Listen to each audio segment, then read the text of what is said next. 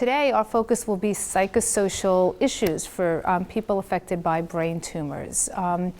And as I was preparing for this, and you know what, I guess I should back up because there are probably a few people who don't know me, and I'm sorry for that. My name is Wendy Berk, and I am a social worker, and I work with the David Zocchi Brain Tumor Center, and I also assist with co-facilitating the Monmouth Ocean County Support Group. And I know pretty much almost everybody in the room, so it's nice to see you again.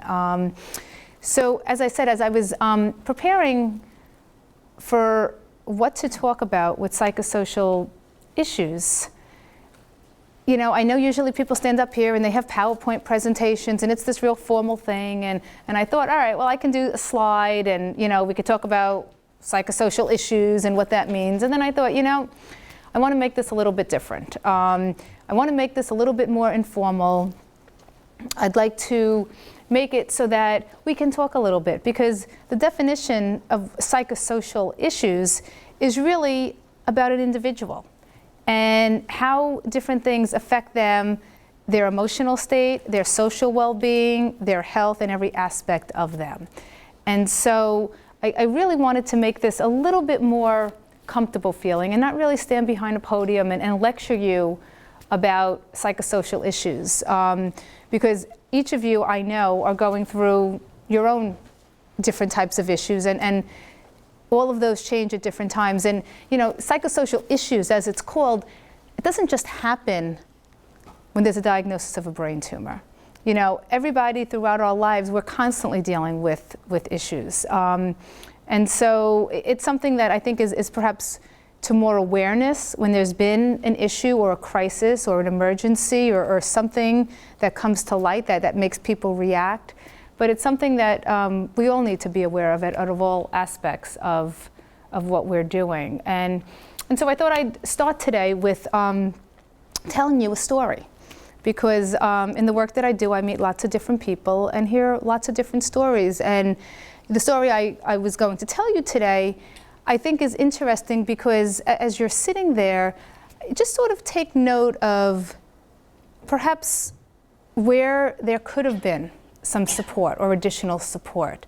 And then afterwards, I'd like to hear a little bit from you in terms of where could there have been of more support, and also what kind of support do you need, or what kinds of things do you do that sort of help get you through what's going on in each of your lives? And while we're all here because, you know, each of us have been affected and our lives touched by a brain tumor, each one of you have your own stories and your own journey. And so I'd really be curious to make this more of a give and take, and, you know, learn a little bit of you know, what's going on in your world, and how, you know, me as a social worker, and Florence as a nurse, and Nancy as a health educator, and Jesse as a coordinator can learn from some of the stories that you'll share, just like I'll hope that you'll learn and I learned from the story that I'm going to share.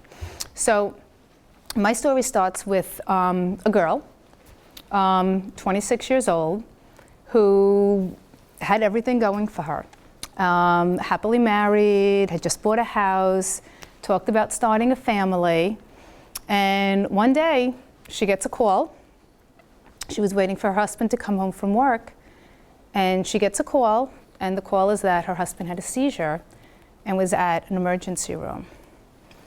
So, like any wife would do, she panicked, ran to the emergency room, and, you know, saw her husband. He looked okay, you know, was going for some testing. And even though she had a little bit of knowledge of the medical field, you know, when there were CAT scans going on and whatnot, never really thought twice about what was going on. Just, you know, okay, you know, and la-di-da-di-da, and, you know, was concerned. And then in the emergency room, a doctor calls her over and says, I have some bad news.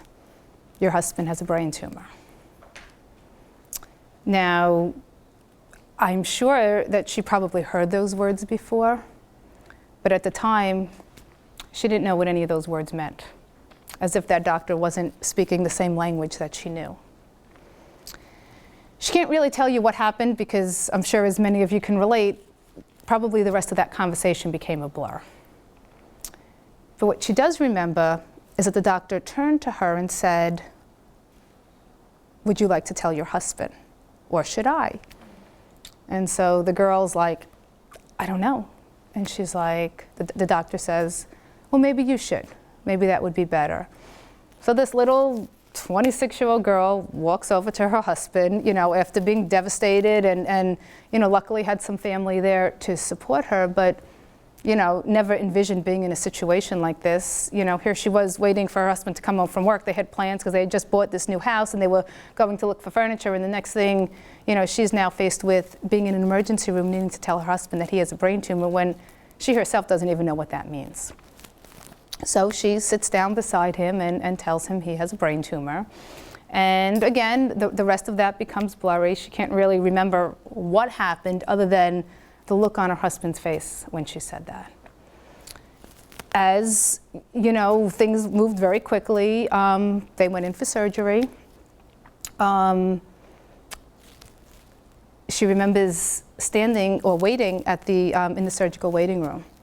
Now, when you talk about psychosocial issues, that's a whole entity in and of itself when you're in a hospital waiting room. And what's interesting about that is that some people are waiting to hear news of, you know, minimal surgeries and just elective surgeries and very basic surgeries. And some people are there, you know, really hearing life and death news. And so the dynamics of that is always very interesting. And this girl sat there and you know, watched as the door opened, waiting for it to be, you know, that surgeon that she was waiting for. And prior to even going into surgery, you know, the first question that most people would ask is, well, is this malignant? Is this benign? You know, what is this? And, you know, at the time, nobody really knew, so she didn't have any answers. So when the surgeon comes out of the room to talk to her, her first question is, well, is this a malignant or a benign tumor? And the doctor says, well, we don't really classify brain tumors that way. And so she doesn't know anything, and she says, okay. Okay, and you know, they'll send the tumor for more testing and all this other stuff. And so she says, okay, and you know, her husband gets transferred to the unit, and she's walking around and, you know, in a daze at this point, like, you know, I'm sure all of you have been at one point. She happens to see a young woman in the room next to her husband who has the same bandage around her head. And so she makes small talk with the mom. And it turns out that that mom was very relieved because her daughter had just had a tumor removed that was benign. And so this girl says, oh, they didn't tell my husband what he had. They said they don't categorize brain tumors. How could yours be benign and this one be unknown? But that's just the way it went.